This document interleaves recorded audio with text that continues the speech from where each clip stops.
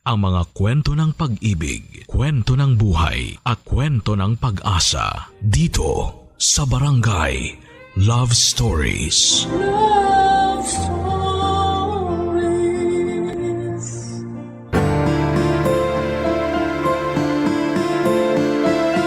Hindi lahat ng pag-ibig ay pinaglalaban. Kaya dapat ay marunong tayong magpahalaga sa ating sarili upang alam din natin kung kailan tayo bibitaw. Ikaw kabarangay, may pag-ibig ka na bang sinukuan? Dear Papa Dudut, sabi ng mama ko ay hindi raw kasalanan ng isang tao ang magmahal. Yun ang natural na damdamin ng isang individual. Kung may pangit at hindi ka nais-nais na pangyayari sa isang relasyon, yun ay dahil mali ang taong napili nating ibigin. Pero kung iisipin ay wala namang perpektong relasyon. Wala rin perpektong karelasyon. Kaya nga mahalaga na pagsikapan ng bawat isa na maging mabuti at makipagkompromiso upang hindi masira ang isang pagsasama, Papa Dudut. Bago ko ipagpatuloy ang pagbabahagi ng aking istorya ay gusto ko munang bumati ng isang maganda at mapagpalang tanghali sa mga kabarangay natin. Tawagin niyo na lamang po ako sa pangalang Camila, 32 years old, taga Malabon at avid listener ng Barangay Love Stories. Meron akong asawa, si Ronald, na makalipas ang 6 na taon naming pagsasama ay napagdesisyon na namin na magkanya-kanya ng landas. Marami kaming hindi pinagkakaunawaan ni Ronald na noon lang namin na-discover, Papa Dudut. At kahit may anak na kami ay hindi noon na isalba ang iniingatan naming pagsasama, Papa Dudut.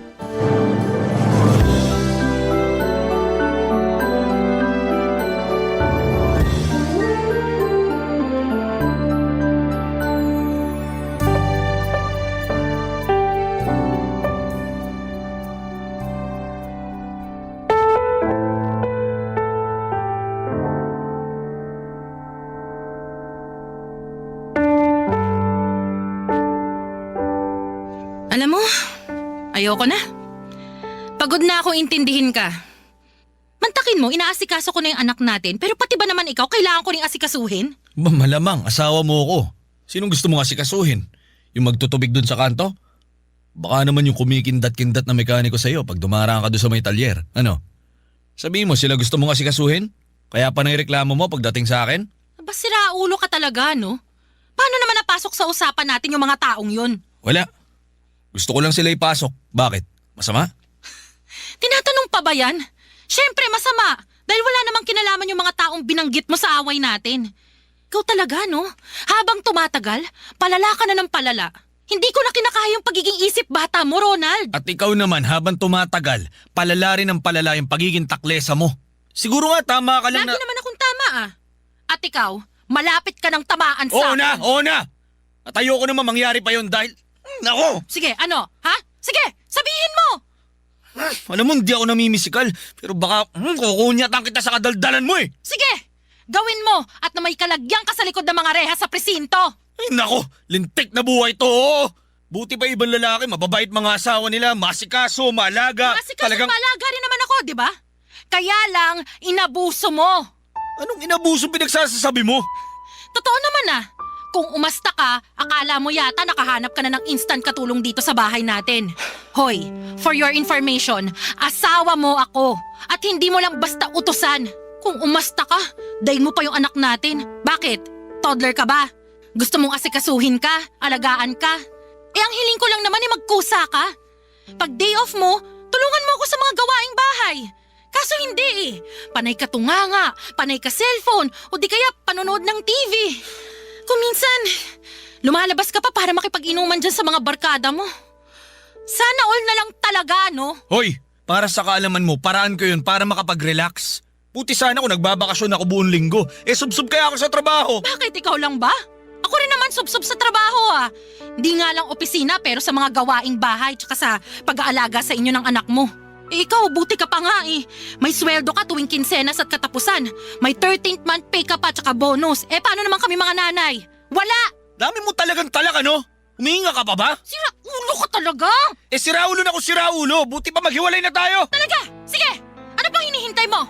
Pasko? Bagong taon? Aba, magbalot-balot ka na ng mga damit at gamit mo dyan ha. Simulan mo nang lumaya sa pamamahay natin. Ayoko na makita yung pagmumukha mo mamayang hapon. Simula sa araw na to, hiwalay na tayo! Papadudot, nag-co-parenting na lamang kami ni Ronald at sa abot ng makakaya namin ay sinisigurado naming present kami sa buhay ng aming anak. Bagaman at aaminin ko na mahirap magpakananay at tatay ay ginawa ko pa rin ang makakaya ko upang itaguyod ang anak namin. Bago ko nakilala si Ronald ay nagtatrabaho na ako sa opisina. Kaya noong naghiwalay kami ay nagbalik ulit ako sa dati kong pinagtatrabahuhan. Kasabay po noon ay umuwi kami sa bahay ng parents ko mula sa inuupahan naming apartment. Nagboluntaryo kasi silang tignan at alagaan ang aming anak habang nagtatrabaho ako. Kaya naman malaki ang pasasalamat ko sa aking mga magulang. Masasabi ko na sa loob ng 1 taon ay naging abala ako sa trabaho at pag-aalaga sa aming anak, Papa Dudut.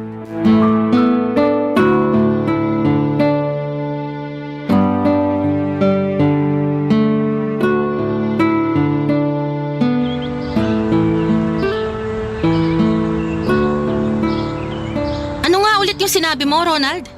Parang nabingi ako eh. Pwede bang pakiulit? Mila naman eh. Bakit pa ulit-ulit pa? At bakit hindi? Nahihiya ka ba? Siyempre hindi. Wala naman nakakaya dun sa sinabi ko eh. Kaya nga ulitin mo para marinig ko ng malinaw. Gusto mo lang talagang marinig ng mga magulang mo para mapahiya ako, no? Ha? Saan naman ang galing yan? Ikaw nang may sabi na wala namang nakakahiya dun sa sinabi mo. Na hindi ko lang masyadong narinig, kaya pakiulit. Dali! Bihira ka? 1 taon tayong di nagkita pero parang wala nagbago sa'yo ah. Bakit? Ano bang klaseng pagbabagong gusto mo? Yan, yung ugali mo. Oh, anong problema sa ugali ko, ha? Inaano ba kita sabi ko lang naman ulitin mo yung sinabi mo. Ang simple-simple ng usapan natin. Tapos pinapakomplikado mo. Oo na, ulitin ko na pero huling beses na to ah. Makinig ka sana mabuti para isang sabihan na lang. Ayoko nang paulit-ulit. Ano ba kasi yun? Ang dami mong satsat. Ikaw yata talaga yung taklesa sa atin eh. Sinisisi mo pa ako. Naku. Ba't kasi kailangan pang gawin to? Pwede naman na hindi na lang eh. Hiwalay naman na tayo. Oo. Pero dahil nga nanay ka pa rin ng anak natin at nirerespeto pa rin kita. Wow. Mas... Pwede ba? Patapusin mo na muna ako. Sabat ka ng sabat eh. Para kang... Ano? Sige! Sabihin mo! Isip bata. 'Di ba? Ako'y sinasabihan mo niya noon. Huwag mo sabihin nagkapalit na tayo ngayon. Excuse me. Ikaw pa rin yun. Sa'yo pa rin ang corona, no? Huwag mo nang ipasa sa akin. Camila naman eh. Wala tayong mapapala nito pag ganito ng ganito yung takbo ng usapan natin eh. Pwede bang magpaka-mature na tao na tayo? Hindi yung ganito na daig pa natin yung mga paslit kung mag-asaran? Ano nga kasi ulit yung sinabi mo? Dali na, para matapos na tong usapan na to. Meron kasi akong may babae ako nagugustuhan sa opisina namin. Oh, tapos? Ito lang naman yun. Mga 2 buwan na nakakalipas. Wala, sobrang gustong gusto ko na siya eh. Umamin na ako ng nararamdaman ko sa kanya. Ngayon, ang sabi niya sa akin, gusto niya, ligawan ko raw siya kaya yun sana yung plano kong gawin. Oh, bakit kailangan mo pang sabihin yan sa akin? Kasi nga, gusto kong hingin yung basbas mo. Basbas ko na payagan kang manligaw ng iba? Oo nga, kasi sa papel, mag-asawa pa rin tayo. Oo nga, pero hindi na tayo nagsasama, di ba? Ibig sabihin, hiwalay na tayo. Mas mapapanatag akong alam mo kaya sinabi ko. Tsaka baka magtaka ka pag nakita mo kung may kasamang ibang babae. Swerte mo naman. Wala na kaya akong pakialam sa'yo. Yan, mabuti, nagkakalinawan. Malinaw pa sa sikat ng araw. Bahala ka na sa buhay mo. Gawin mo ang gusto mong gawin. Manligaw ka, magjowa ka, mag-asawa ka ulit kung pwede. Good luck na lang. Pero wag na wag mong kakalimutan yung sustento ng anak natin. Siyempre, oo naman. Prioridad ko pa rin yung bagay na yan. Dapat lang kung ayaw mo kung makaaway.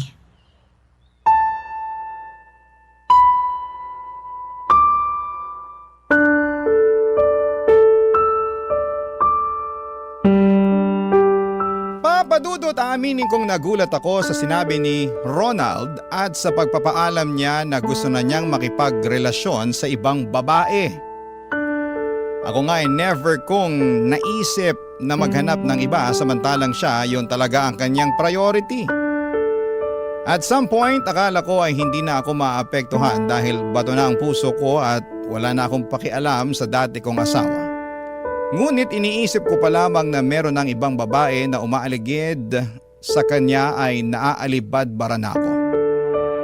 Sa kabilang banda alam ko na wala na akong karapatang maramdaman ang mga bagay na yon.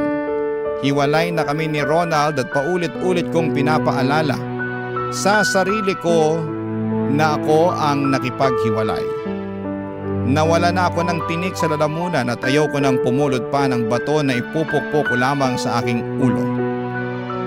Kaya nga hinayaan ko na lamang si Ronald sa gusto niyang mangyari. Basta lang huwag niyang kalimutan na magsustento sa aming mga anak, Papa Dudut. Barangay Love Stories. Barangay Love Stories. Papa Dudut, mabilis na lumipas ang mga buwan at napansin ko na lang na gumagwapo ang dati kong asawa lalo na sa tuwing hinahatid at sinusundo niya ang anak namin para hiramin at ipasyal. Samantalang ako kapag nakikita ko ang sarili ko sa salamin ay nandidiri po ako. Super stress na kasi ang itsura ko noon sa trabaho at nadagdagan pa ang aking timbang. Kaya naman tumaba rin ako ng husto at mas lalong nagmukhang lotion. Hindi nagtagal ay napansin ko na lamang na dumalang ang pagpunta ni Ronald sa bahay para makita ang anak namin.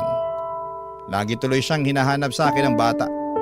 Wala naman akong maisagot dahil hindi ko naman siya regular na nakakausap. Tapos napansin ko na lamang na hindi na rin nakapagbibigay ng maayos na sustento si Ronald. Kaya naman tinawagan ko na siya. Tinawag ko ang kanyang pansin, Papa Dudut.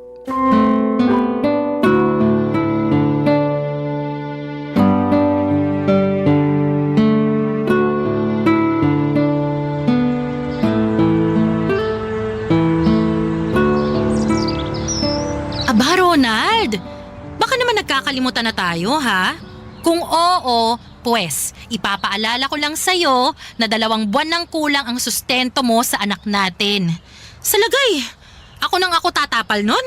Meron din naman akong ibang pinagkakagastusan. Pasensya ka na, Camila. Ano kasi, may pinagkagastusan din kasi ako. Medyo biglaan, kaya yun, naapektuhan yung sustento ko sa anak natin. Hulaan ko, yung babae mo yan, no? Oh, hindi. Hindi. Ito naman. Ang isda na huhuli sa sariling bibig. Oo na, aminin ko na. Nagbakasyon kasi kami ng girlfriend ko sa Boracay. Pangarap niya kasi makapunta ron, kaya tinupad ko lang. Ayun, napagastos ako ng konti. Kaya Wala akong pakialam kahit sa Mars pa kayo pumunta o kung saang lupalo pa ng daigdig kayo makarating, Ronald. Ang linaw ng usapan natin nung nagpaalam ka sa akin na manliligaw ng ibang babae, di ba? Pumayag ako kasi wag kang magsalita, hindi pa ako tapos. Sorry. Intik kang kapal na mukha mong humarap sa akin ngayon tapos magdadahilan ka ng ganyang bagay. Saan magagawa ko kung yun naman talagang totoo? Di ba? Pinakaayaw mo sa lahat yung nagsisinungaling? Aba, sa lagay gusto mo pa yatang ako magpasalamat sa'yo sa pinagsasabi mong rason kung bakit kulang-kulang yung sustento mo sa anak natin? Ronald, ayos ka rin talaga, no? Huwag ka namang magalit. Nakikiusap na nga lang ako. Nag-uusap lang naman tayo, ha. Sinong hindi magagalit? Sige nga, Babawi na lang ako sa anak natin. bumawi ka talaga. Dahil lagi kanyang hinahanap sa akin.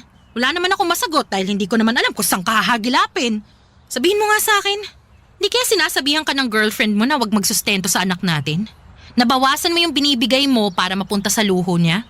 Ano? Sabihin mo, tama ako, no? Oo, huwag ka naman magsalita ng ganyan. At bakit hindi? Sa karapatan ko naman yun bilang nanay ng anak natin ah. Hindi naman ganun kasamang tao si Princess. Oo, Hindi princess naman palang pangalan. Mabait yun. Naiintindihan niyang may responsibilidad ako sa anak natin. Sa katunayan, siya pa nga yung nagsasabi sa akin na bumawi dahil nga naging abala ako sa ibang bagay nito nakalipas ng mga buwan eh.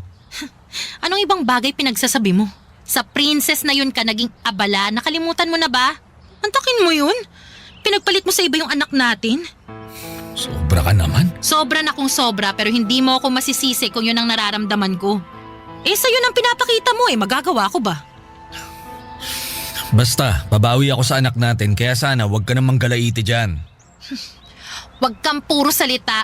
Gawin mo kung ayaw mong ihabla kita sa pagiging pabaya at irresponsabling ama. Papa Dudut, ang totoo ay nagsiselos ako sa bagong karelasyon ni Ronald. Lalo na at nakikita ko kung paano siya pinapriority ng dati kong asawa. At kahit na pumayag ako noon na maghanap siya ng iba ay masakit pa rin sa kalooban ko na mas ginusto niyo pa rin na makipagrelasyon sa ibang babae kaysa ang ayusin ang kasal namin. Oo, sinabi ko na wala na akong pakialam kay Ronald pero hindi pa rin naman tumigil ang puso ko na mahalin siya. At kahit na hindi na kami nagsasama ay may kapiraso pa rin siyang bahagi sa puso ko. At ang anak na lang namin ang nakikita kong daan para mapanatili pa rin ang ugnayan namin ni Ronald sa isa't isa. Kaya naman binawasan ko ang pagiging bitsesa sa kanya. Basta hindi niya napapabayaan ang sustento sa anak namin, sinusuklian ko siya ng maayos na salita. Magandang pakikitungo at pag-aasikaso, lalo na kapag dumadalaw siya sa bahay namin. Bukod doon ay nagsimula na rin ako mag-ayos ng sarili, nagpaganda ako para mapansin ako ni Ronald. Nagsimula na rin akong pumunta sa opisina ng dati kong asawa para hatiran siya ng mga luto ko. Kaya lang isang araw ay merong nangyari, Papa Dudut.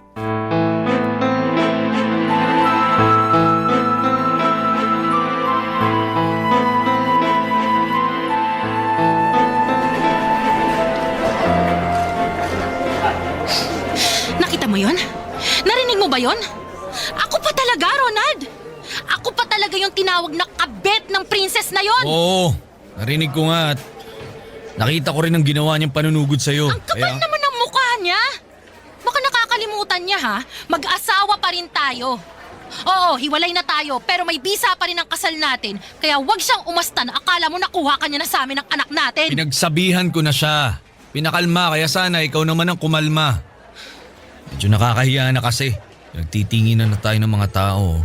Sigurado magiging laman na naman tayo ng chismis dito. Wala akong pakialam kahit na maging headline pa tayo sa dyaryo.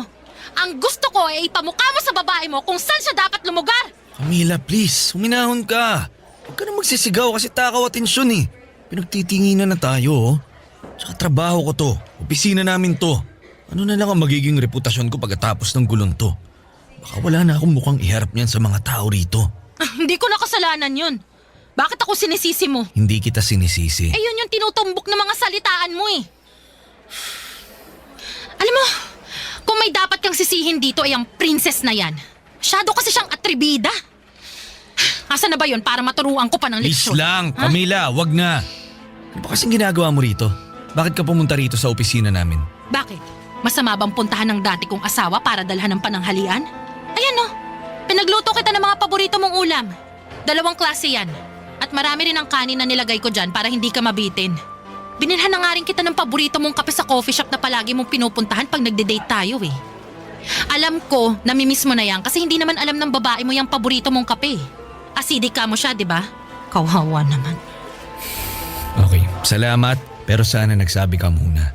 Alam mo naman na dito nagtatrabaho si Princess di ba? Bakit ako magsasabi sa'yo? Plano nga kitang sorpresahin, di ba? Alam mo, ang labo mo. Camila naman eh. Buti pa, aalis na ako. Iiwan ko na lang itong mga pagkain na dala ko dahil para naman talaga sa'yo yan. Oh, saan ka pupunta? Susunduin ko na yung anak natin. Mamamasyal kami. Doon sa paborito nating pasyalan. Sa Carnival. Namimiss na raw kasi nung anak natin yung lugar na yon at saka... Tsaka ano? Tsaka naaalala raw niya na doon natin siya palaging dinadala noon. Malaki na talaga yung anak natin. Marunong nang makaalala. Sige, alis na ako. At pakisabi nga dyan sa princess na yan na hindi ako ang kabit dito kundi siya. Masyado siyang etyoserang palaka. Sige na, bye. Papadudot nakangisi akong umalis sa opisina ni na Ronald at kahit na masakit ng kaunti ang anit ko dahil sa sabunot ng etyoserang palaka na princess na yon, ay pakiramdam ko ay nagtagumpay ako sa plano ko na akiting muli ang aking asawa. Kitang-kita ko sa mga mata ni Ronald na nagsisisi na siyang nakipagrelasyon sa babaeng yon. Hinayaan ko na lamang siya na maramdaman ang bagay na yon dahil dapat lang naman talaga. Masyado kasi siyang maharot at imbes na ayusin ang pamilya namin ay mas inuna niya pang makipagrelasyon sa iba. Plano ko sanang sampahan ng reklamong physical injury si Princess pero hindi ko na lamang tinuloy dahil makakaabala pa yon sa aking trabaho. Makalipas ang ilang araw ay binalita sa akin ni Ronald na nagkausap na sila at tiniyak niya na hindi na ulit ako masasaktan ng babaeng yon. Humingi ulit ng pasensya at dispensa sa akin ang dati kong asawa dahil sa ginawa ng iskandalosa niyang kasintahan. Siyempre nakita at naramdaman ko ang sinseridad sa bawat salita niya. Kaya naman, agad ko rin siyang pinatawad sa mga nagawa niyang pagkukulang at kasalanan sa amin ng anak niya, Papa Dudut. Barangay Love Stories. Barangay Love Stories. Papadudot ng dumalas ang away ni na Ronald at Princess ay sa bahay namin pinipiling tumuloy ng dati kong asawa. Tutol ang mga magulang ko sa pakikipagbalikan ko sa kanya pero sinabi ko sa kanila na wala na akong balak na gawin pa yon. Pero nagkamali ako dahil sa ilang gabi ng muli naming pagsasama ni Ronald ay tila ba nagkaintindihan kamit na numbalik ang masasaya naming alaala noong araw. Pati na rin ang aming pamilya, Papa Dudut. Inasikaso at pinagluluto ko siya ng mga paborito niyang pagkain. Kapag nasa bahay si Ronald ay umaakto kaming mag-asawa at meron na ring nangyayari sa amin.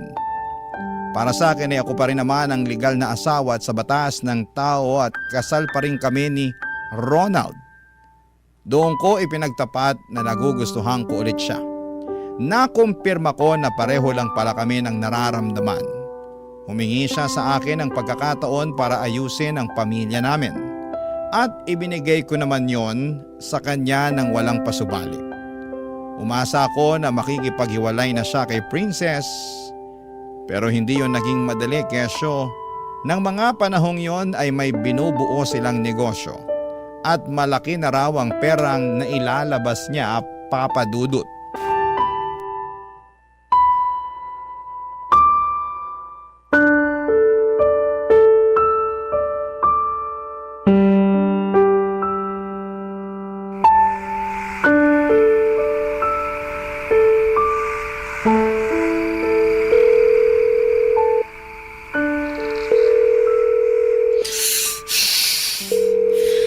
Ronald, ano ba? Kanina pa ako tawag ng tawag sa yung kumag ka. Bakit pa hindi mo sinasagot yung cellphone? Kalimutan mo na yatang may anak kang naghihintay sa'yo ngayong araw eh.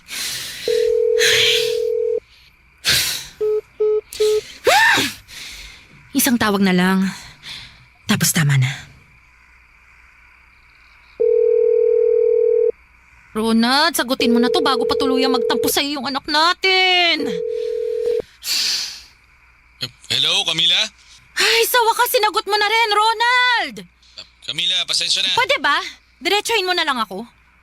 Ano, makakapunta ka pa ba rito sa bahay natin o hindi na? Kasi mukhang malabo na rin naman. Kasi gabi na.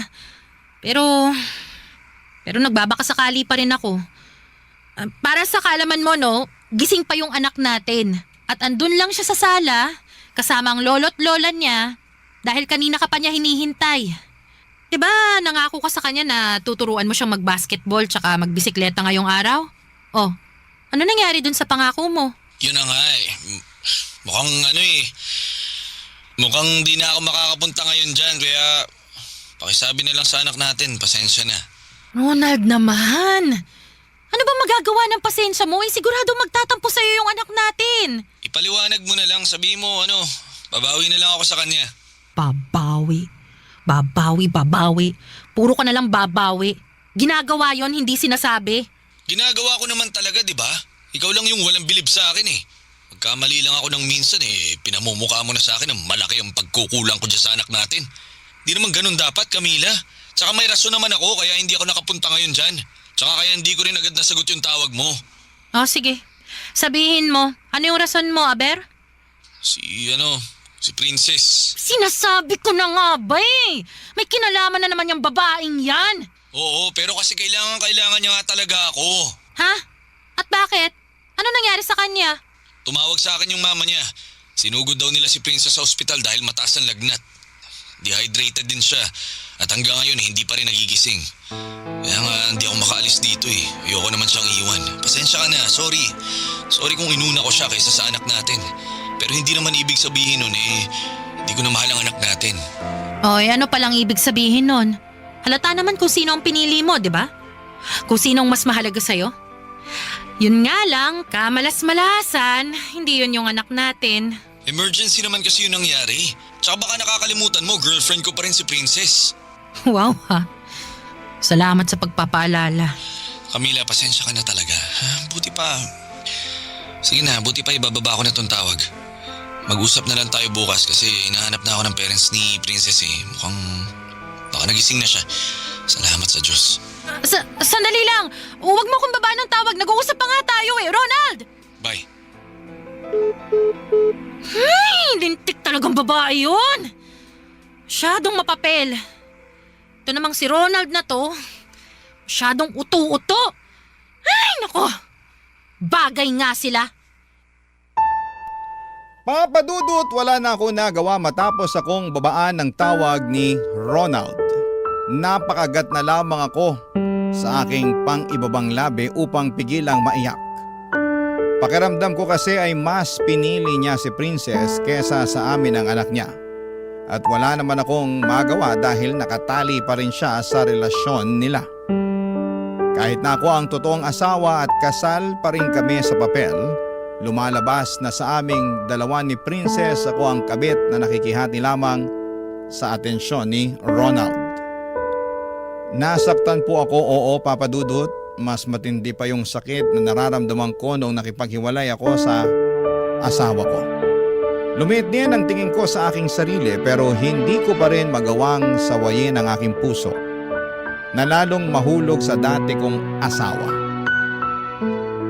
Umaasa pa rin ako at nananalig sa Diyos na muli niya kaming pag-aayusin ni Ronald at darating ang araw na magkakabalikan kami upang ayusin ang nasira naming pamilya.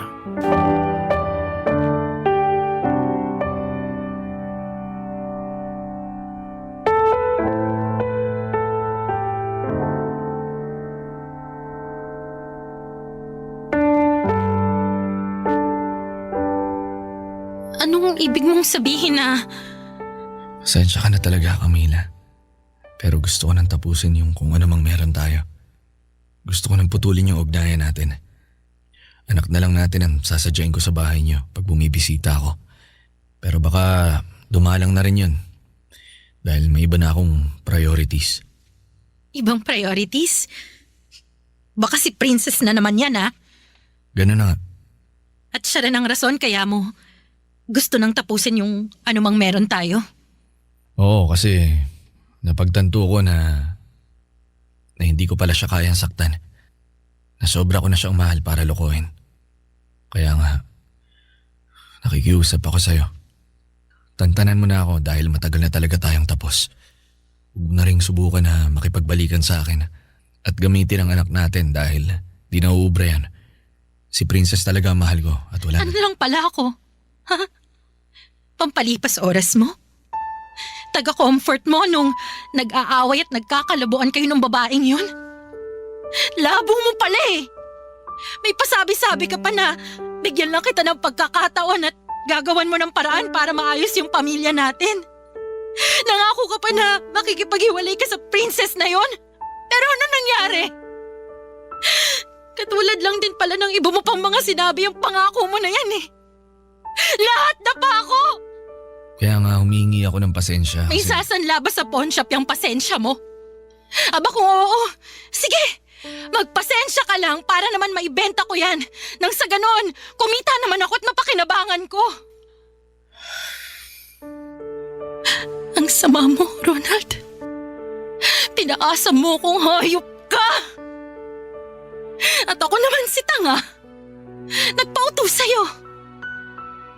Naniwala sa mga sinabi mo. Binigay ko pa nga ulit sa'yo yung katawang ko kasi akala ko mahal mo pa rin ako eh. Pero rintik na lang talaga kasi nagpauto ko sa'yo. Alam ko, kaya nga nakukonsensya ako. Dapat lang. Dahil sobrang sama mo naman kung hindi. Alam mo, patawa ka rin eh, no? Gusto mo magpakatino sa babaeng yun. Habang kami ng anak mo, tinatarantado mo. Sabihin mo nga, ano bang pinapakain sa'yo nung gaga na yun, ha? Para maging ganyang kakabaliw sa kanya. Ano? Sabihin mo! Anong pinakain niya sa'yo na hindi ko napakain sa'yo? Hindi ko rin alam! Anong hindi alam? Pwede ba yun? Basta isang araw, nagising na lang ako na mas matimbang na sa puso ko si Princess. Siya lang at wala nang iba. Kaya nga gusto ko nang ayusin ang sarili ko. Gusto ko nang magpakatino, maging mabuting boyfriend sa kanya. Dahil mahal na mahal ko siya. Manahimik ka! Mabuti pa, lumayas ka na sa pamamahay namin ngayon din! Camila naman, huwag mo naman ako ipagtabuyan oh. Oh, anong gusto mo? Latagang kita ng red carpet palabas? Ganon ba? Siraulo ka pala eh. Ako na nga tong sinaktan mo. Pinaasa, ginamit at pinagmukhang tanga. Tapos ayaw mo pa akong magalit sa'yo? Ronald, karapatan ko naman siguro yon. Bakit pinagkakait mo pa? Napaka-epal mo talaga kahit kailan. Ano pang hinihintay mo? Ha? Alis na sabi! Magsama kayo ng princess mo! Mga walang hiya kayo! Papadudot, pinagtulakan ko si Ronald palabas ng bahay namin at binagsakan siya ng pinto ng dahil sa galit. Tapos ay para akong tanga na nag-iiyak paalis dahil alam ko na hinding-hindi na niya ako babalikan pa. Namili na siya at kinamalas-malasan ay ako ang iniwan niya. Hindi ko alam kung ano ang nangyari, kung ginayuma ba siya ni Princess o ano para siyang piliin ng dati kong asawa. Basta ang sakit at ang lungkot ko lamang ng mga panahong yon. At hanggang ngayon ay hindi pa rin ako nakaka-move on. Sobrang hirap naman kasi. Lalo at buong buhay ko, si Ronald lang ang lalaking minahal ko. Long-time boyfriend ko siya bago kami kinasal. Ngunit kahit matagal na kami, ay hindi pa rin nag-work out ang aming relasyon at nauwi pa rin po ito sa hiwalayan. Nakakalungkot. Hindi ko alam kung makakausad pa ba ako o magiging maayos ang pagtatapos ng nangyari sa amin. Sana po ay payuhan ako ng mga kabarangay natin. Desidido pa rin kasi akong pakiusapan si Ronald at magmakaawa sa kanya na balikan at piliin niya kami ng kanyang anak. Maraming salamat po, Papa Dudut. Sakaling mapili po ninyong i-air ang sulat ko. God bless and more power sa programa ninyong Barangay Love Stories. Ang inyong forever kapuso at ka-barangay, Camila. Ano ang masasabi mo sa ating Barangay Love Stories today? Aabangan namin yan sa aming comment section. Ang mga kwento ng pag-ibig, kwento ng buhay at kwento ng pag-asa dito sa Barangay Love Stories. Love Stories. Ang pagkakaroon ng kompletong pamilya ay isang dream come true para sa mga lumaki sa broken family. Ngunit kadalasan ay mahirap abutin ang pangarap na ito. Ikaw kabarangay, ano ang handa mong gawin upang maranasan ang pagkakaroon ng isang buo at kompletong pamilya? Dear Papa Dudut, magandang araw po sa inyo at sa mga kabarangay natin. Ako po si Jeff. At ngayon po ay gusto ko pong ibahagi sa inyo ang mga pinagdaanan ko sa buhay. Nalaman ko po ang tungkol sa Barangay LS dahil sa isang taxi na sinakyan ko noong pumunta ako ng Maynila. Na-curious po ako sa kwento noong araw na yon at mula noon ay palagi na ako nakatutok sa Barangay LS tuwing alas 12. Lumaki po ako dito sa Masbate at pinalaki po ako ng mama ko ng mag-isa. Only child po ako at hindi ko po nakilala ang papa ko. At sa totoo lang ay matagal ko nang iniisip kung ano ang pakiramdam na magkaroon ng tatay. Kahit po ganoon ay naging maayos naman ang buhay ko dahil si mama po ay hindi nagkulang sa akin sa pagmamahal at pag-aaruga. Siya lang po ang naging gabay ko sa buhay. At dahil doon ay nakapagtapos ako ng pag-aaral at may small business rin po ako na karinderya ni mama dito sa Masbate. Sobrang mahal ko po ang mama ko at napakalaki ng utang na loob ko sa kanya. Ngunit syempre ay hindi ko maiwasang magtaka at magtanong tungkol sa papa ko. Noong bata pa po ako ay wala akong nakitang larawan o kahit na anong alaala tungkol sa papa ko. Tuwing tinatanong ko po si mama ay kadalasan ay nililihis niya ang usapan. O kaya naman ay binibigyan niya ako ng malabong sagot.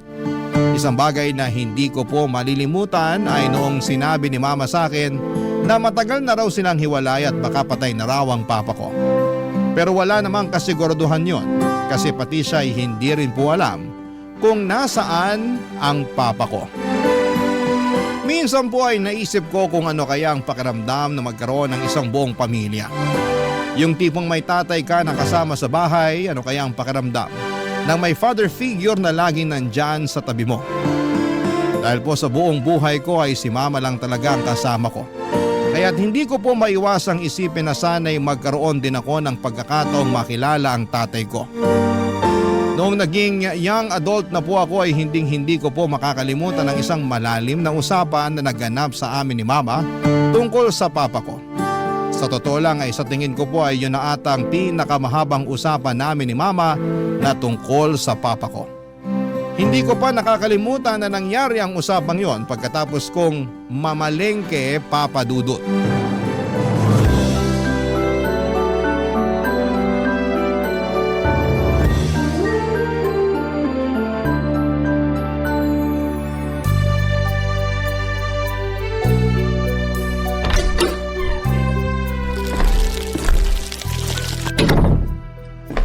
Ma, nandito na ako. Ito na yung mga pinabili mo sa akin. Ay, mabuti naman, nak. Nabili mo rin ba yung mga pinabili ko sa yung sibuyas at bawang? Opo ma, walang labis, walang kulang. Yung mga isda at karne, nabili mo rin ba? Siyempre, hindi ko po makakalimutan yun. Ayan po oh. Oh, Kaya ikaw yung pinakapaborito kong anak eh. anong pinaka-paborito? Eh ako lang naman po yung anak nyo. Ay, oo nga pala. Sorry, nakalimutan ko eh. Kayo talaga? Nga pala, nak. Anong gusto mong kainin? Ipagluluto kita. Kayo naman ma, hindi nyo na po kailangan gawin yan. 20 years old na po ako. Kaya ko na po sarili ko. Pero ikaw pa rin ang baby ko eh. Pakurot nga sa pisngi. Ma, aray ko naman. Aray ko, sakit na ma ha. Tama na po. Wala kang choice. Ipagluluto kita. Ma, pwede ba? Mag-relax lang kayo. Ako na pong bahala sa lahat. Yung pagpapatakbo ng karinderya, yung mga gagawin sa bahay, yung pamamalengke, yung pagluluto, ako na pong bahala dun. Di na po kayo bumabata. Ayoko nai-stress kayo. Ikaw talaga? Na-appreciate kita, nak. Pero makapagsalita ka naman, parang ang sarap-sarap mo magluto. Hayaan mo na kasi kung magluto. Akala mo ba hindi ko napapansin na puro itlog, hotdog at ham na lang ang kinakain mo? Hindi yun mabuti sa katawan. At isa pa, hindi rin ako magiging komportable kung andito lang ako sa bahay buong araw at nakatunganga. Tapos nagsi-cellphone at nanonood lang ng TV. Ay, mukhang hindi ko na po kayo mapipigilan. Sige na nga. Kayo na hong bahala. Tumabi ka dyan. Magluluto ako ng sinigang na baboy. Diyan ka lang, akong bahala sa'yo. Thank you, ma. I love you. Love you din, anak. Relax ka lang dyan. Hihiwain ko na muna tong mga ingredients na kailangan para sa lulutuin ko. Ay, nga pala, anak.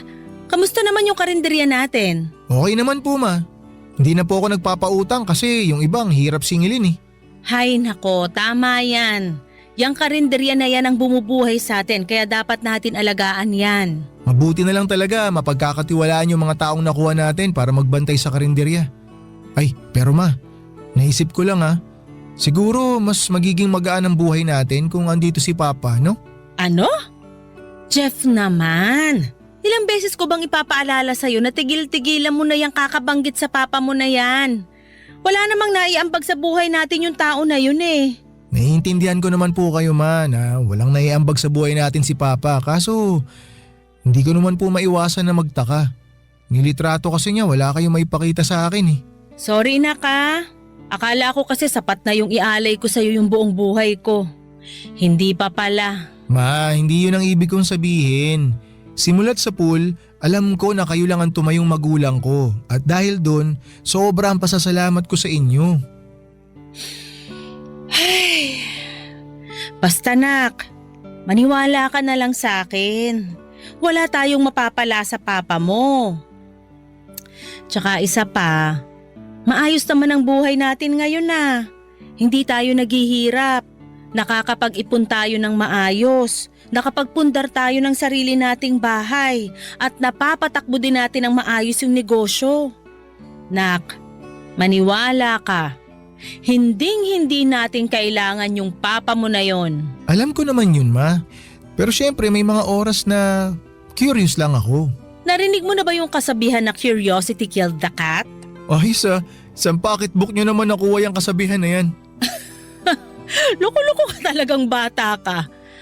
Ang ibig sabihin nun, may mga bagay na mas mainam ng hayaan natin. Kasi kapag inusisa pa natin to, mapapahamak at masasaktan lang tayo. Ano naman po kinalaman nun sa pusa? Ay, ewan ko sa'yo, nak. Sumasakit ang ulo ko sa'yo. I-search mo na lang sa internet. Kayo naman, ma, nagbibiro lang ako. Syempre alam ko po ibig sabihin nun. Pero sige na nga, ma. Hindi na kita kakausapin tungkol kay Papa. Ayaw ko naman na mag-away tayo. Baka saan pa mapunta tong usapan natin eh. At ito ang tatandaan mo. Habang nandito pa ako, hinding-hindi kita pababayaan. Wala akong pakialam kung uugod-ugod ka na at nakatungkod. Aalagaan kita hanggang sa huling hininga ko. I love you, ma. Payakap nga ako. I love you din, anak. O siya, tatapusin ko na tong niluluto ko, ha? Sigurado akong gutom ka na. Tulungan ko na po kayo. Noong araw na yon ay sinabi ko kay mama na hinding-hindi ko na siya kakausapin tungkol sa papa ko. Pero ewan ko ba, Papa Dudut, hindi ko pa rin maiwasang maging curious at magtaka tungkol sa pagkatao ng papa ko.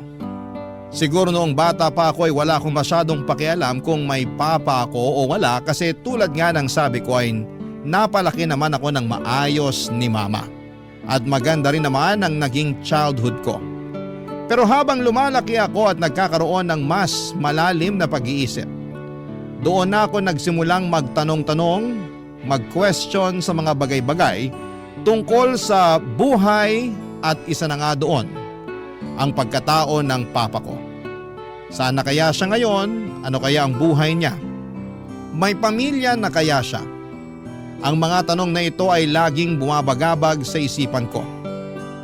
Kaya isang araw ay nag-decide akong hanapin siya sa Facebook. Pero kahit anong gawin ko ay wala akong makita hanggang isang araw. May isang babae na nag-message sa akin sa Facebook. Nagpakilala siya bilang si Carmela at tita ko raw siya sa ama.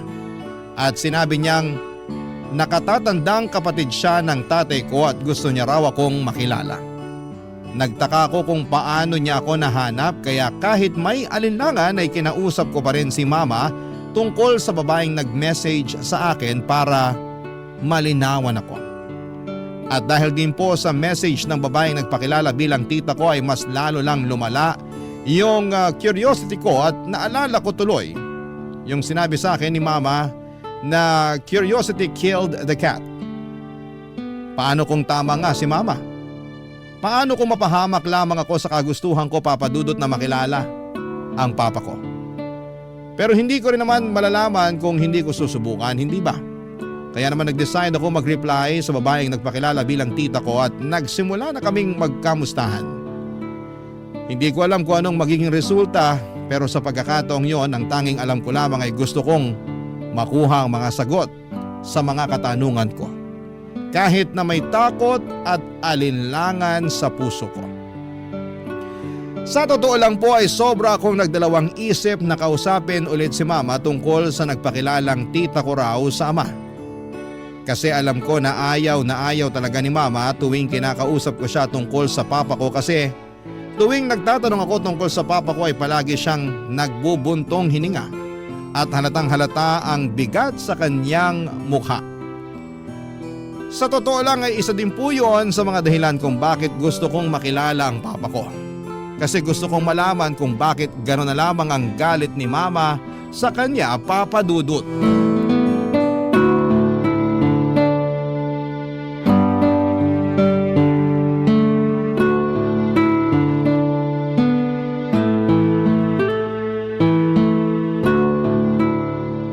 Jeff, anak! Halika nga dito, bilisan mo! Sandali lang, ma. Tinutupi ko pa yung mga damit ko. Mamaya na yan, halika na muna dito. Okay. Ano po yun, ma? Tingnan mo itong nakita ko sa Facebook, nak. Mag-end of the world na daw bukas. Mama naman. Wag po kayo nagpapaniwala sa mga ganyan. Fake news yan. Anong fake news? Kayo talagang mga kabataan ngayon, wala kayong kinatatakutan. Tigilan nyo nga ho yung kaka-cellphone nyo, ma. Mas lalo kayong nenervyusin yan eh. Sandali nga. Paano mo nalaman kung fake news to o hindi? Yun na nga, may. Sobrang convincing ng mga fake news ngayon. Hindi nyo na alam kung ano yung totoo o peke. Sige na nga. Titigilan ko na muna tong kaka-cellphone ko. Nak, paki-charge nga to. Sige, ma. Akin na.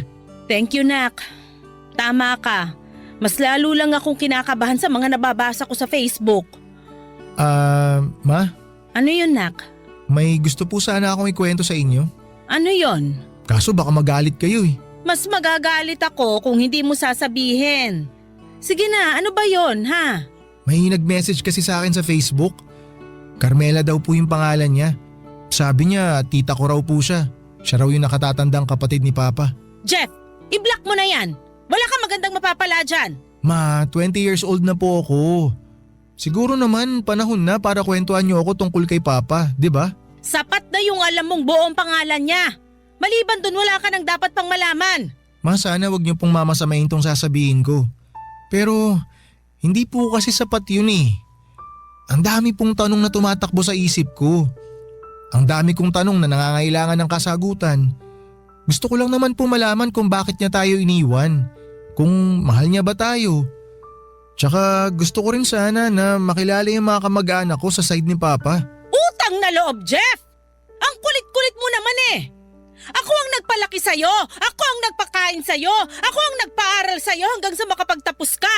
Ako ang nagpundar nitong bahay at nung negosyo natin! Ako ang nagpakahirap para mabigyan ka lang ng maginhawa na buhay! Tapos ngayon hahanapin mo lang yung tatay mo? Ayaw sana kitang sumbatan pero naririndi na ako sa kakabanggit mo sa papa mo! Sinasabi ko sa'yo, Jeff! Huwag mo nang kakausapin yung Carmela na yon! Bakit, ma? May hindi ba kayo sinasabi sa akin tungkol kay Papa? May tinatago ba kayo tungkol sa mga kamag-anak niya? Ma naman, paano ko po kayo mauunawaan? Paano ko kayo maiintindihan kung hindi niyo ikukwento sa akin? Nako, kahit ano pang sabihin sa'yo, mukhang hindi ka naman maniniwala sa akin eh. Ma, alam ko po na ginagawa niyo lahat para guminhawa ang buhay natin. At habang buhay po ako magpapasalamat sa inyo dahil dun. Pero ma, dapat maintindihan niyo rin na tao lang po ako. Normal lang po sa akin na magtanong tungkol sa mga bagay na deserve ko naman pong malaman. Jeff, anak, makinig ka. Wala ka pang 1 taon nung iniwan tayo ng tatay mo. Naglaho na lang siya na parang bula. Hindi kita maintindihan, nak. Bakit mo naman gustong makilala yung ganong klaseng tao? Kung may listahan lang ng mga walang kwentang tao sa buong mundo, sigurado ako na mangunguna yung papa mo sa listahang yon. Yun lang po ba talaga ang alam nyo, ma? Yung tungkol kay Tita Carmela po, may alam po ba kayo? Hoy, wag na wag mong tatawaging tita yung taong yon. Alam mo kung anong pinagsisisihan ko sa buong buhay ko? Sising-sisi ako na pumayag ako na dalin mo yung last name ng tatay mo. Ay, ma, gusto ko po kayong tulungan. Tsaka gusto ko pong maintindihan kung saan po nanggagaling yung galit nyo kay Papa at kay Tita Carmela. Wag mo na akong kulitin, Jeff. Matutulog na ako. Man naman please. Kausapin nyo naman po ako. Matutulog na ako. Kung ayaw mo makinig sa akin, bahala ka sa buhay mo.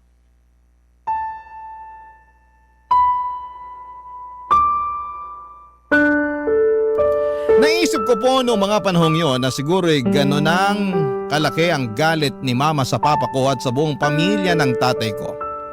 Kasi siguro'y iniwan kami ni papa.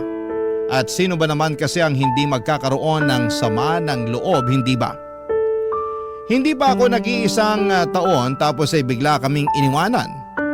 Pero kahit na ganoon, Papa Dudut, ay hindi ko pa rin kayang magtanim ng galit sa tatay ko. Kaya't ipinagpatuloy ko pa rin ang pakikipag-usap kay Tita Carmela. Ang kwento niya sa akin ay nasa Laguna nakatira si Tita ngayon at mag-isa lamang siya sa buhay. Sobrang naawa ko sa kanya kaya't palagi ko siyang kinukumusta. Tinanong ko rin sa kanya ang tungkol kay Papa at ibinahagi ko kay Tita Carmela yung sama ng loob ni Mama sa Papa ko. At ang sabi niya ay hindi raw handa si Papa na maging tatay noong naging sila ni Mama. Kaya bigla na lamang siyang umalis at iniwan kami. Noong nabasa ko yun ay sobrang galit at sakit ang naramdaman ko. Pero bigla ding humupa. Nanatili pa rin sa akin yung pagnanais ko na makilala ang papa ko. Ayon din kay Tita Carmela, nasa Amerika raw si Papa pero balak niyang umuwi sa Pilipinas pagkatapos ng ilang buwan. Aaminin ko na na-excite ako nang narinig ko yon. Sinubukan ko pong hingin kay Tita Carmela yung contact details ng papa ko.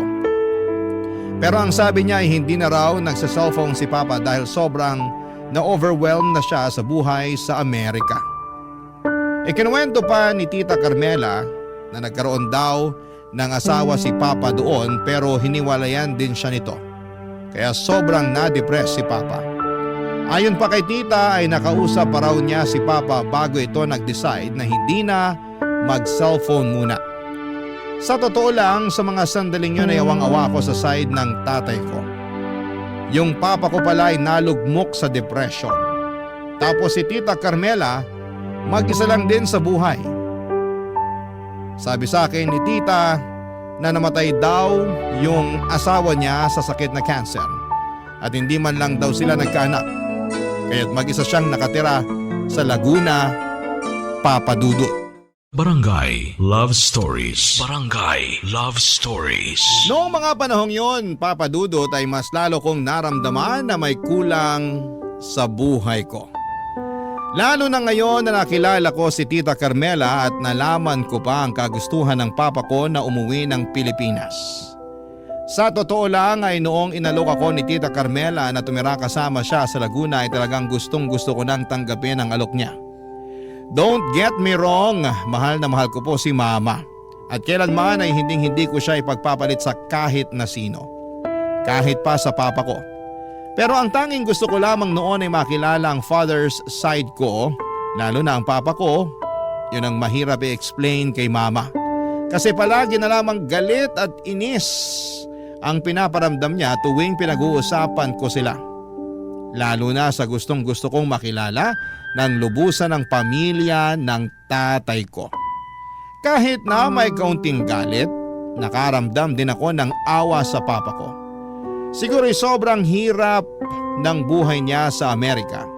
Kaya siya humantong sa puntong ayaw na niyang gumamit ng cellphone. Hindi ko man makontak ang papa ko, at least nandyan si Tita Carmela para tulungan ako hanggang sa magkakita kami ng papa ko.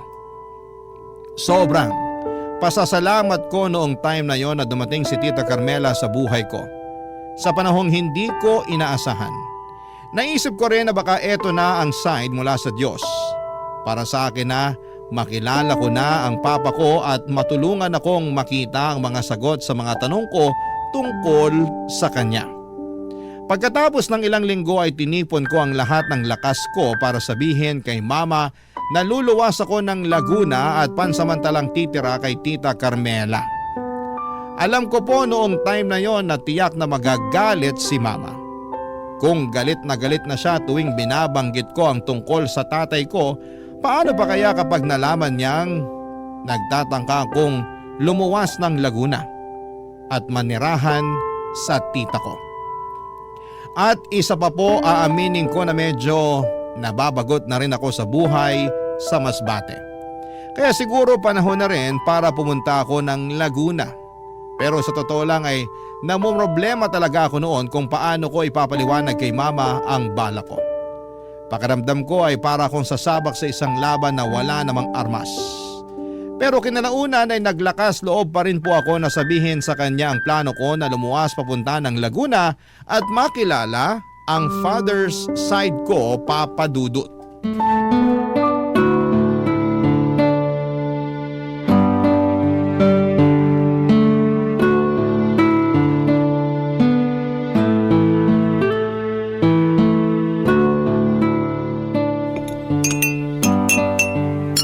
Jeff, nak! Tigilan mo na muna yung kaka-cellphone mo dyan. Kakain na tayo. Nagluto ako ng adobo. Huy, Jeff! Nakikinig ka ba? Bakit ba sobrang busy mo dyan sa cellphone mo? Ma, may gusto po sana akong sabihin sa inyo. Bakit ganyan yung mukha mo? May problema ka ba? Ipangako niyo po muna sa akin, nakakalma lang kayo na hindi kayo magagalit. Oo na, ano ba kasi yun? Ako tuloy tong kinakabahan sa'yo eh. Ma, Ano? Magsalita ka na. hindi po kasi madali para sa akin na sabihin to sa inyo eh. Nakabuntis ka ba, Jeff? 20 years old ka pa lang ha? Ma, ano ba naman kayo? Hindi ho. Wala po ako nabuntis. Jeff, sabihin mo na sa akin. Kung hindi tatamaan ka na talaga sa aking bata ka. Inalok po kasi ako ni Tita Carmela na tumira sa kanya sa Laguna eh. Nagpapatawa ka ba? Pupuntahan mo yung babaeng yon? Hindi pa nag-iisang buwan simula nung nakausap mo yun sa Facebook ah! Mapakinggan niyo po muna ako. Ang sabi niya kasi sa akin, nasa Amerika daw si Papa at uuwi daw dito sa Pilipinas next month. Nasisiraan ka na ba ng bait, ha? Wag na wag mong susubukan na makipagkita sa mga taong yon, sinasabi ko sa'yo! Nabuhay ka ng ilang taon na hindi sila nakikilala o nakakasama. Hindi mo sila kailangan. Napatunayan mo na mismo sa sarili mo na kaya mong umasenso na walang tulong o gabay nila.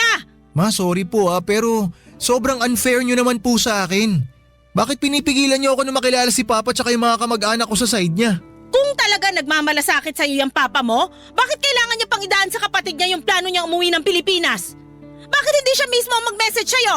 Hiniwalayan daw si Papa ng asawa niya sa Amerika, Ma. Kaya hanggang ngayon depressed siya. Kaya nga ako makikipagkita kay Tita Carmela kasi siya yung magsisilbing tulay para magkita kami ni Papa. Para makilala ko siya. Ba't ba ang tigas ng ulo mo? Hindi ba sinabi ko na sa'yo na i-block mo yung Carmela na yon? Kung hindi mo kaya, ako na mismo ang magbablock dyan. Akin na yung cellphone mo! Teka, Ma, ano ba kayo? Tawan niyo yung cellphone ko! Akin na yan, maniwala ka sa akin para rin Ma, sa'yo ano to! ba? Akin na... Ayan tuloy, nahulog yung cellphone ko! Lubayan mo na yung Carmela na yon! At lalong-lalo na yung papa mo! Karapatan kong makilala si Papa, Ma! Karapatan ko yon bilang anak niya! Mabuti sana kung naging mabuti siyang ama sa'yo, pero hindi! Wala siyang kwentang ama! Wala siyang kwentang tao! Hayop siya! Siguro nga hindi siya naging mabuting asawa sa inyo. Pero hindi ibig sabihin nun, hindi siya magiging mabuting ama sa akin! Ang kapal ng mukha mo! Wala kang utang na loob! Ang ayos-ayos ng buhay mo ngayon! Bakit mo paguguluhin? Buong buhay ko, Ma! Inggit na inggit ako sa mga kaibigan ko dahil nakikita ko na mahal sila ng mga papa nila! Wala kayong narinig sa akin! Pero hindi ibig sabihin nun, hindi ako nasasaktan! Ma! Ito na po yung pagkakataon ko para makilala yung tatay ko! Tapos ipagkakait niyo po sa akin! Hindi sa ganun yon, anak! Maniwala kayo sa akin, nagpapasalamat ako sa inyo dahil pinalaki niyo ako ng maayos. Pero hindi niyo pa rin matatanggal sa akin yung kagustuhan na makilala yung tatay ko. Tapos ngayon na may chance ako na makilala siya, hindi ko na palalagpasin yun. Wala na ba talagang kwenta lahat ng mga sinasabi ko sa'yo? Ano ba bang dapat kong gawin para tumigil ka na sa kakahanap mo dyan sa tatay mo at sa pakikipag-usap mo sa Carmela na yon? Mahayaan niyo na lang kasi ako. Hindi ko to nakukwento sa inyo. Pero ma, ilang gabi na akong umiiyak bago matulog kasi sabik na ako sa tatay ko. Anak naman! 20 years old na ako, ma. At sa loob ng 20 years na yon, hindi nawala sa isip ko kung nasaan si Papa. Iniisip ko rin kung bakit hindi natin siya kasama. Iniisip ko kung iniisip niya rin ba tayo. Iniisip ko kung iniisip niya ba ako bilang anak niya. Kapag nakita ko ba siya, maaalala niya ba ako? Hindi ko makukuha yung mga sagot sa tanong ko kung patuloy niyo akong pipigilan, ma. Hindi na ba kita mapipigilan, nak? Hayaan niyo na akong gawin to, please.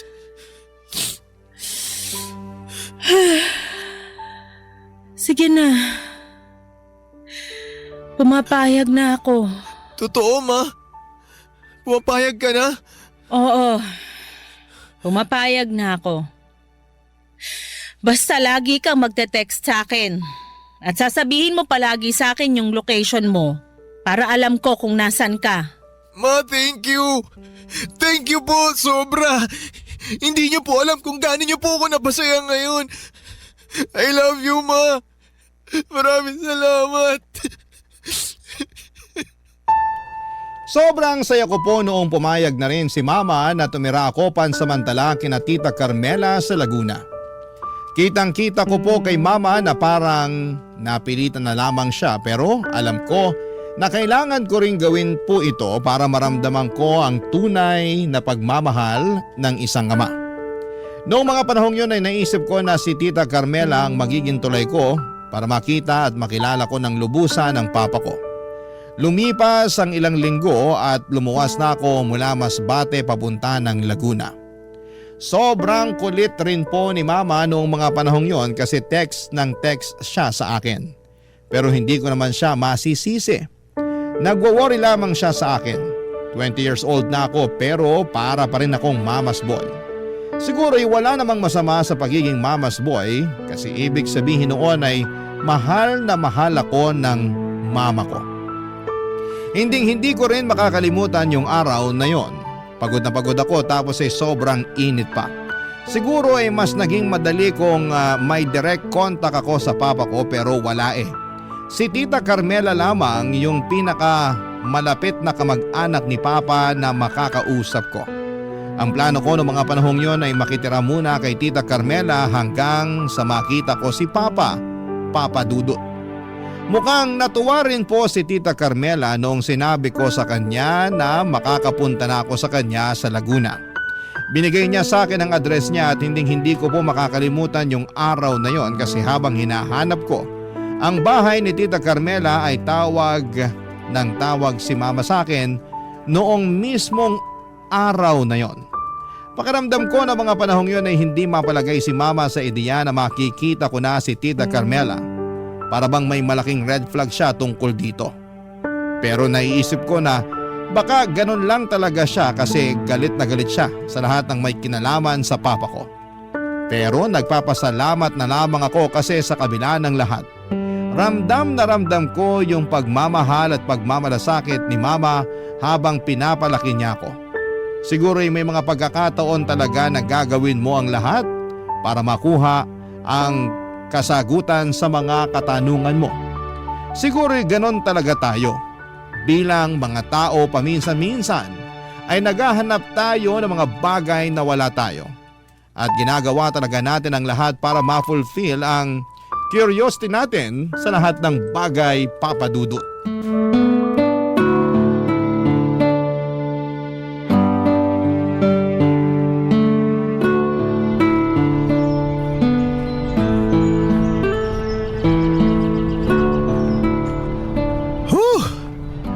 Himatay na ata ako sa init dito kakahanap sa bahay ni Tita Carmela.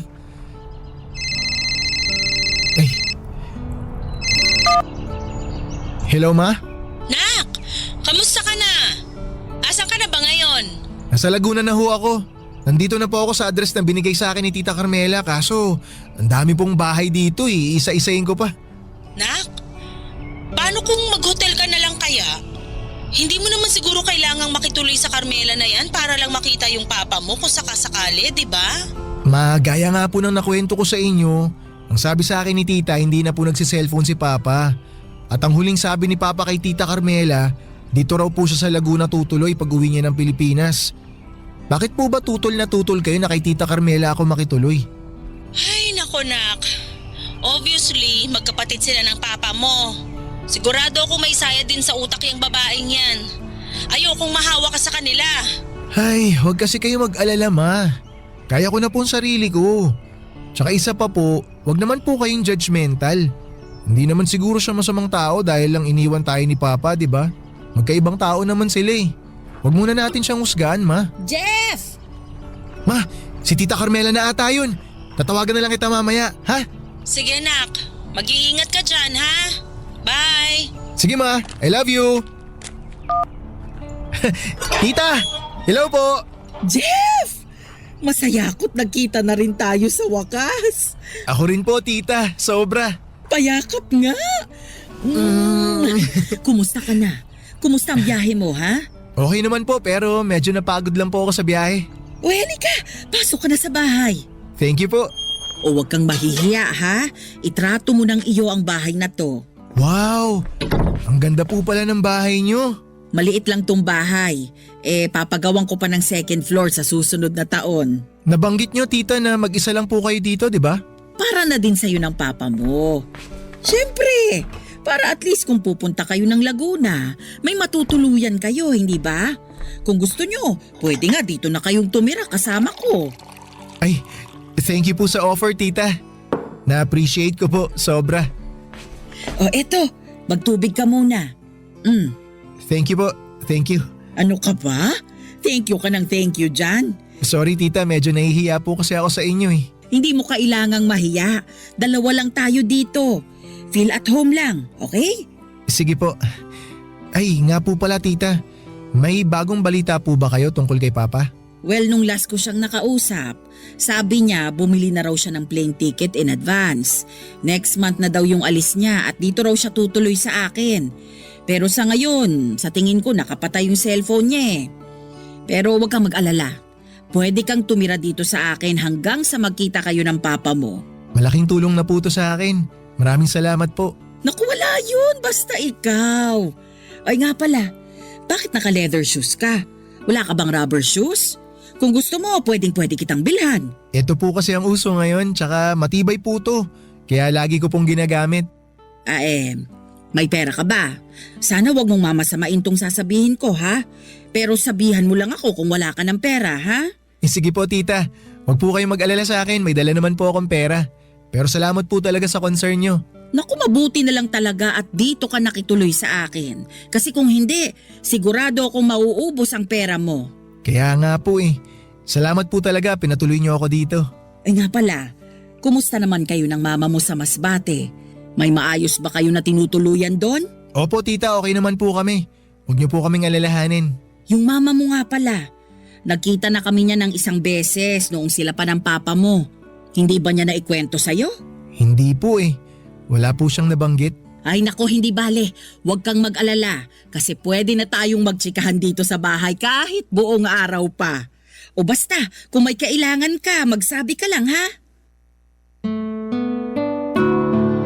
Tuluyan na po akong nakituloy sa bahay ni Tita Carmela, Papa Dudut. Mukhang mabait naman po si Tita Carmela kahit medyo marami siyang tanong. Iniisip ko na lamang na baka talagang concerned siya sa akin. Hindi ko na po minasama yung mga tanong niya tulad ng may pera ka ba at maayos naman kayo ng mama mo kasi ayaw ko namang manghusga agad ng tao. Marami po kaming napag-usapan ni Tita Carmela at kadalasan ang topic namin ay tungkol sa papa ko. Ayon kay Tita, nang maghiwalay sina mama at papa, nagtrabaho daw ang papa ko sa isang hotel sa Amerika bilang bartender at sa Amerika na rin siya nakapangasawa ng ibang babae. Pero ang problema, Putol daw ang pamilya ng babae kay Papa, kaya raw isa yon sa mga dahilan kung bakit siya sobrang na-depress. Ikinuwento pa ni tita na tiniis daw ni Papa ang buhay sa Amerika para makakuha ng green card. Paliwanag naman ni Tita Carmela, sensitibo raw ang tatay ko at madali siyang malungkot. Kaya siguro sa kalungkutan ng buhay sa Amerika, nag-decide siya na mag-isolate. Pero ipinakita naman ni tita sa akin ang huling chat nila ni Papa. At nakalagay roon na uuwi si Papa kay Tita Carmela. Yun na lamang po ang naging pag-asa ko. At nagdasal ako na sana balang araw ay magbunga rin ang desisyon kong pumunta sa Laguna. Si Mama naman po kahit tutol siya sa plano ko noong una, kalaunan ay natutunan niyang tanggapin ito. Araw-araw po akong tinatawagan ni Mama at kinukumusta. Laging tanong sa akin ay kung kailan daw ako uuwi sa Masbate at palagi ko pong sinasabi na uuwi ako kapag nakita ko na si Papa. Mabuti na lamang po at may pinsan ako na mapagkakatiwalaan kaya siya muna ang tumutulong kay Mama sa mga gawaing bahay at sa pagpapatakbo ng karinderya, Papa Dudut. Barangay Love Stories. Barangay Love Stories. Aaminin ko po na sobrang nababagot na ako sa bahay ni Tita Carmela ng mga panahong yon. Talaga pong sobrang boring, Papa Dudut. May mga pagkakataon na ako na mismo ang tumatawag at kumukumusta kay Mama kasi wala talaga akong magawa sa bahay na yon. Si Tita Carmela naman ay kadalasan ay nasa kwarto lamang niya nagsi-cellphone o kaya ay nanonood ng TV. Kaya paminsan-minsan ay wala rin akong magawa kasi hindi naman ako mahilig manood ng TV at hindi po ako masyadong mahilig gumamit ng cellphone. Akala ko po ay yun na ang magiging buhay ko hanggang makita ko si Papa. Pero isang araw ay nakatanggap po ako ng kakaibang text message. Yung text po ay galing sa isang lending app at ako daw po ang ginawang reference contact. Ang mas nakakatakot pa, si Tita Carmela raw po ang mismong umutang. Sobra ko nabigla, Papa Dudut, kasi matanda na si Tita Carmela at wala namang kasama sa buhay. At mukhang hindi naman siya maluho dahil konti lang ang gamit niya sa bahay at hindi siya mukhang galante dahil sobrang simple na mga kasuotan niya. Ang totoo nga po paminsan-minsan ay nagbumuka siyang basahan sa damit niyang suot kasi kahit lumang-luma na ay pinagtitiisan pa rin niyang isuot. Ganyan siya kasimple. Kaya't gano'n na lamang po ang pagkabahala ko nang malaman kong umutang siya ng 30,000 pesos at ako po ang ginawa niyang reference contact. At gaya ng sabi ko kanina ay ayaw ko pong manghusga kaagad, kaya nang matanggap ko po ang mensahe ay minabuti ko pong kausapin si Tita Carmela. Kasi alam niyo po sa panahong ngayon ay sobrang talamak na ang mga scam at madali na lamang magbintang sa isang tao ng kasalanang hindi naman niya ginawa dahil sa sobrang bilis ng pag-usbong ng teknolohiya, Papa Dudut.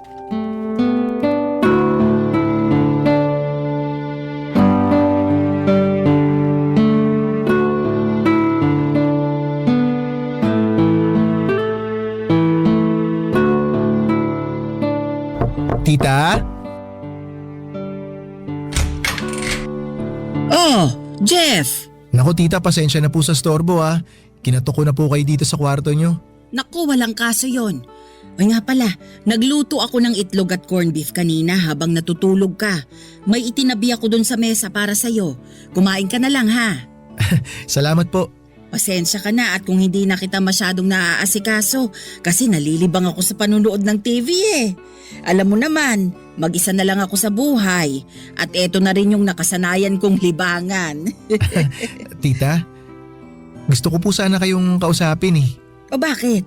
Ayaw mo ba ng itlog at corned beef? Ay, alam ko na. Bibili na lang ako ng lechon. Gusto mo ng lechon? Sabihin mo lang mag-o-order ako. Ay nako, tita, hindi ho. Hindi po yun. O bakit? Tungkol saan ba ito?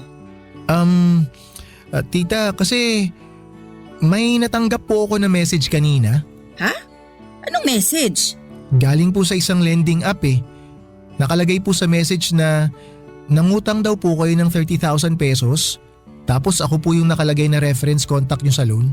Eh sabi ko na nga ba eh. Bakit po? Ano po bang nangyari? Aaminin ko, sobrang nabagot ako kanina kaya nag-download ako ng kung ano-anong app. Tapos makalipas ng ilang minuto, nag-message yung isa sa mga kaibigan ko. Sabi niya sa akin, ginawa ko raw siyang reference contact kahit hindi naman. Jeff, sa tingin ko nagkaroon ng access yung app na yun sa mga number na nakasave sa contacts ko. Kaya kung ano-ano na lang yung pinagsisisend nila.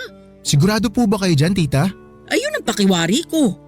Kasi wala naman akong maisip na paraan kung paano kayo makakatanggap ng text message mula sa app na yun kung hindi nila hinak yung phone ko. Pero tita, nag-register po ba kayo sa app na yun?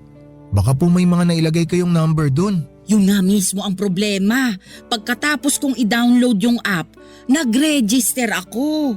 Pero hindi ako nangutang, promise. Nako, kung ganun po, sa palagay ko oras na para mag-reformat kayo ng phone.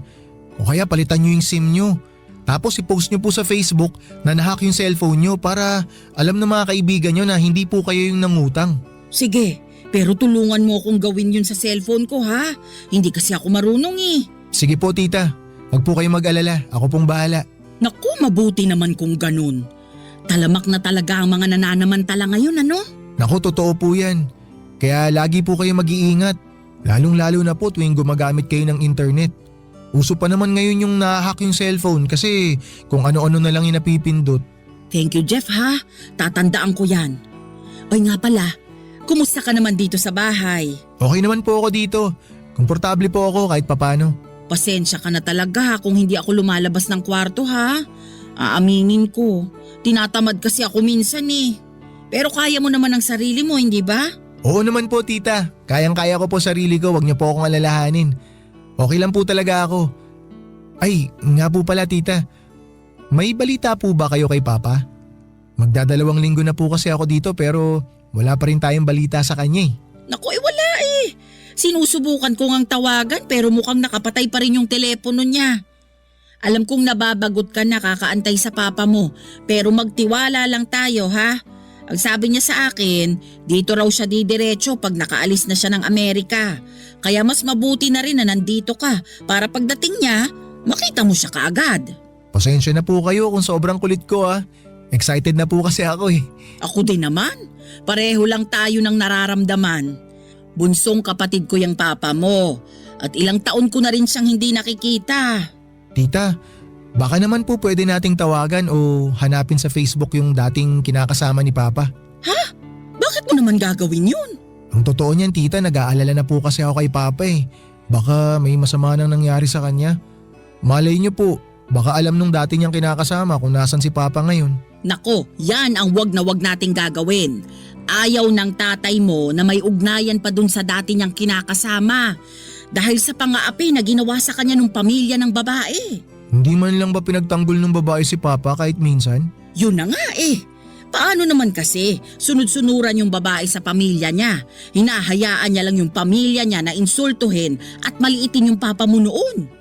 Ay, nakakalungkot naman po pala yung pinagdaanan ni Papa sa Amerika. Mabuti na lang talaga at naisipan niyang umuwi dito sa Pilipinas. Mismo. Kaya konting tiis na lang talaga. Makakasama na rin natin yung papa mo.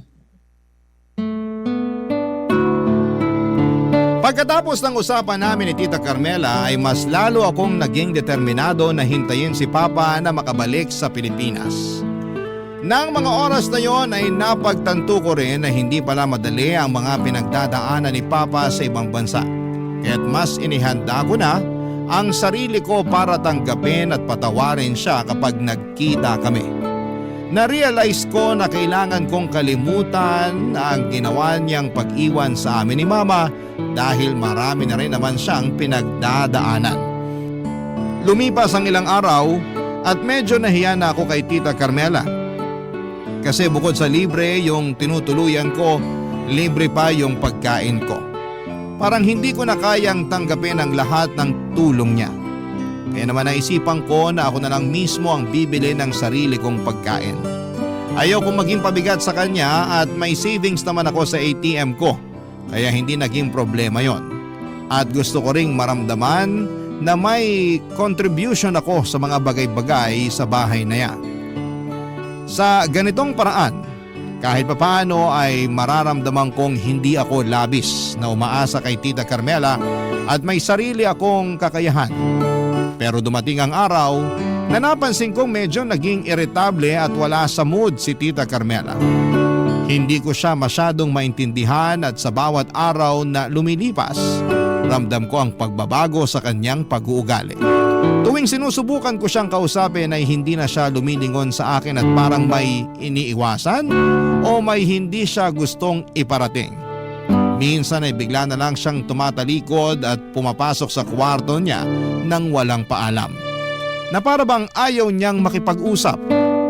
Ganito siya ng halos 1 linggo at ako'y nag-worry na. Hindi ko alam kung ano ang nangyayari o kung may dahilan siya para magbago ng ganito. Palibas ay medyo hindi ko rin siya kayang tanungin ng diretsyo kaya't pinili ko na lamang na maghintay at obserbahan siya. Kaya nung isang araw na umalis siya sa bahay para mamalengke, naisipan kong sorpresahin siya. Nais ko sanang ibalik ang kabutihang loob na ibinigay niya sa akin. Pinili ko na maglinis ng buong bahay at gusto ko siyang mapatawa, mapagaan ang pakiramdam at maramdaman niyang may taong nagmamalasakit din sa kanya. Tulad ng malasakit na ibinibigay niya sa akin. Habang abala ko naglilinis ay naramdaman ko ang kahalagahan ng mga maliliit na bagay na nakakatulong upang maging magaan ang samahan. Habang nag-uusap kami ni Mama sa telepono at patuloy na naglilinis, doon ko matutuklasan ang isang bagay na hindi ko po inaasahan. Isa itong bagay na magpapabago sa pananaw ko at magpapaalala sa akin kung gaano kalalim ang mga pinagdadaanan ng bawat isa sa atin. Pati na rin si Tita Carmela. Sa pagkakataong yun ay isang tanong at pahayag mula kay Mama ang magpapadali sa pag-unawa ko sa mga nangyayari at magbubukas ng isang bagong pinto ng realisasyon sa puso ko.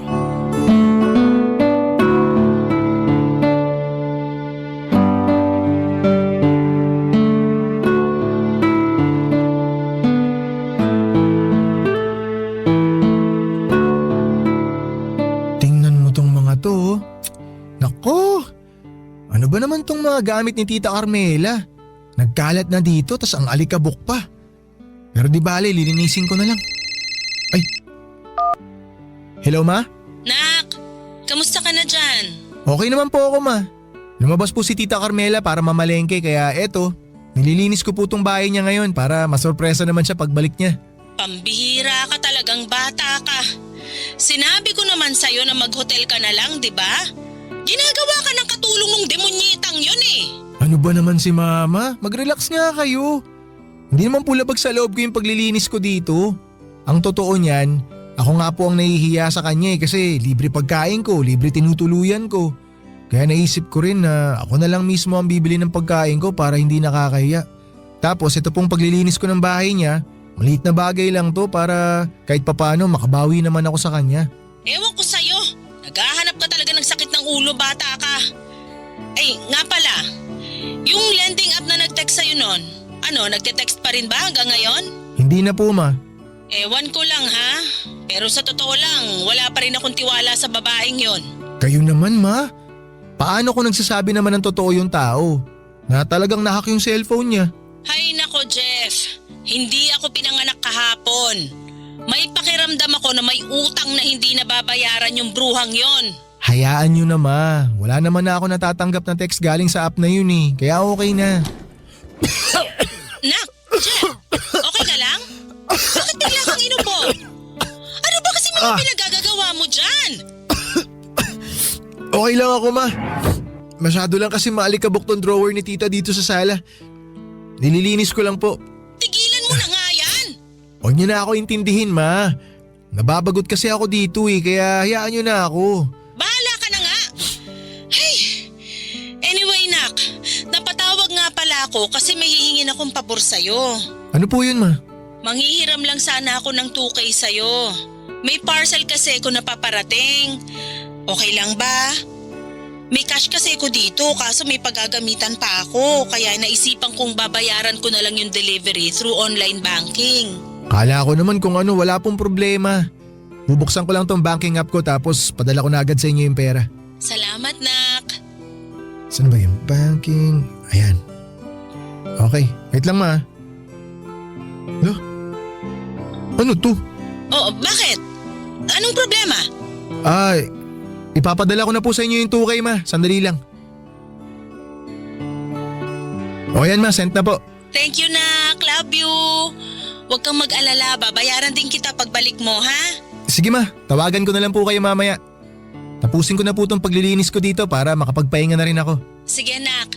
Ingat ka dyan. Bye!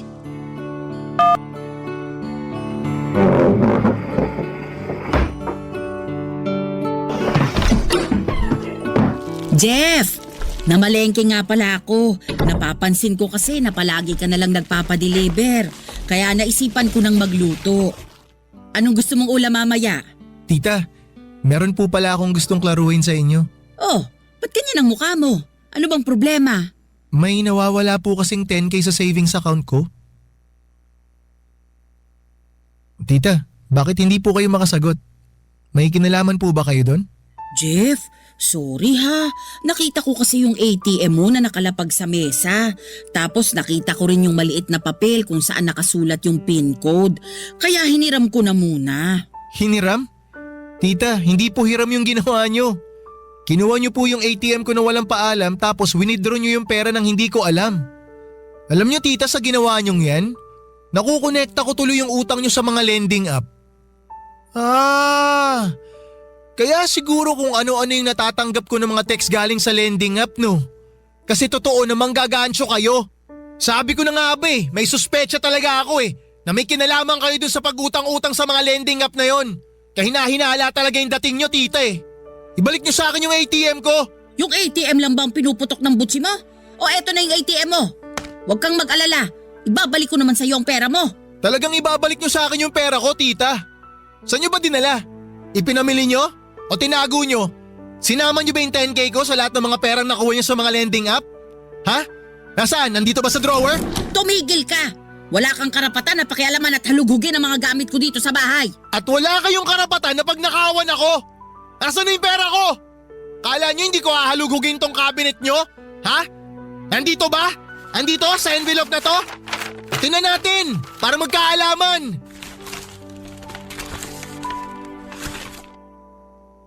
Tita, ano to? Bakit may death certificate si Papa dito? Jeff, kaya kong ipaliwanag yan. Makinig ka muna sa akin. Sige, makikinig ako. Simulan nyo na magpaliwanag. Ano ibig sabihin nito? Jeff, yung papa mo kasi, matagal nang patay. Matagal na siyang patay? So all this time niloloko nyo lang pala ako? Ano ba talagang intention mo sa akin, ha? Bakit ka nagpanggap na buhay pa si Papa? Bakit mo ako pinapunta dito sa Laguna kung patay naman na pala yung tatay ko? Wala naman pala akong mapapala sa'yo. Ano ba talagang balak mo sa akin? Sumagot ka! Ang totoo niyan, gusto lang talaga kitang makita at makilala. Kaya ako nagpanggap na buhay pa yung papa mo. Hindi ako naniniwala sa'yo. Kung ako sa'yo, wag mo nang dagdagan yung mga kasalanan mo. Magsabi ka na kasi ng totoo. Bastos kang bata ka. Hoy, tsahin mo pa rin ako. Wala kang karapatan na bastusin ako ng ganyan. Ang lakas naman ng loob mo. Gusto mo na respetuhin pa rin kita? Matapos mo akong lokohin? Simula pa lang kinwento ko na sa'yo kung gaano ako kasabik na makita yung tatay ko. Pero yung pala matagal na siyang patay. Niloko mo ako. Pinaglaruan mo ako. Sinamantala mo yung kahinaan ko. Bakit ginawa mo sa akin yun? Sinabi ko naman sa'yo, di ba? Gusto lang kitang makasama. Yun lang yun. Maniwala ka naman sa akin. Napakabasura niyang dahilan mo. Napakawalang kwenta. Aalis na ako. Hindi na ako magpapaloko sa'yo. Yung 10K na kinuha mo sa akin, sa'yo na yon. Abuloy ko na sa'yo yon. Pero makinig ka sa sasabihin ko. Bago ako umuwi sa amin, magsasampa ako ng reklamo para maparusahan yung katulad mong manggagancho!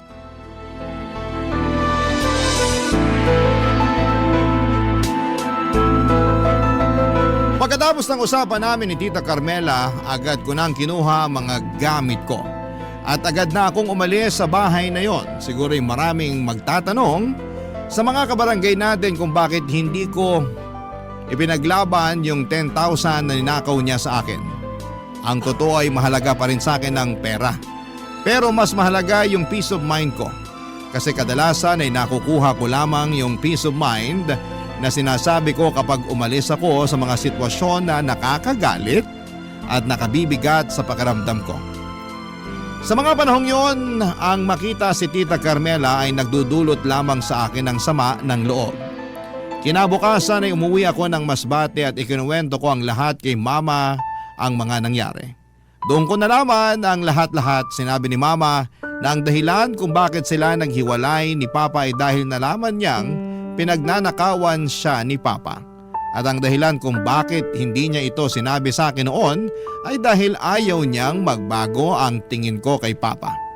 Gusto raw ni Mama na isipin ko na iniwan kami ni Papa.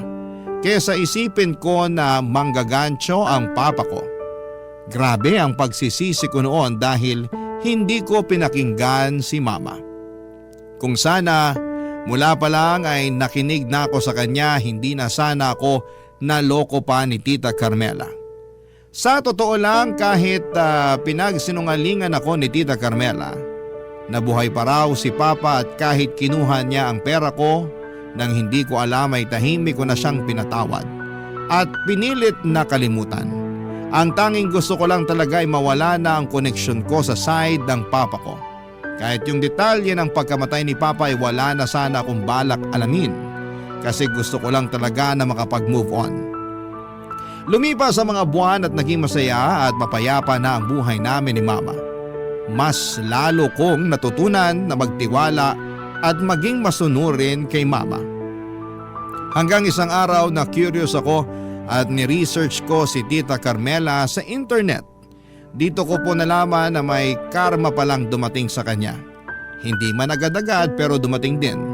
Nalaman ko na nakulong siya dahil matagal na siyang involved sa isang scam at nalaman ko rin na nakalibing na pala si Papa sa Negros Occidental. Hindi ko na inalam pa ang mga detalye kung bakit sa Negros inilibing si Papa at kung gaano nakatagal nang gagatso itong si Tita Carmela. Ipinagpapasa Diyos ko na lamang po ang lahat ng kasalanan nila.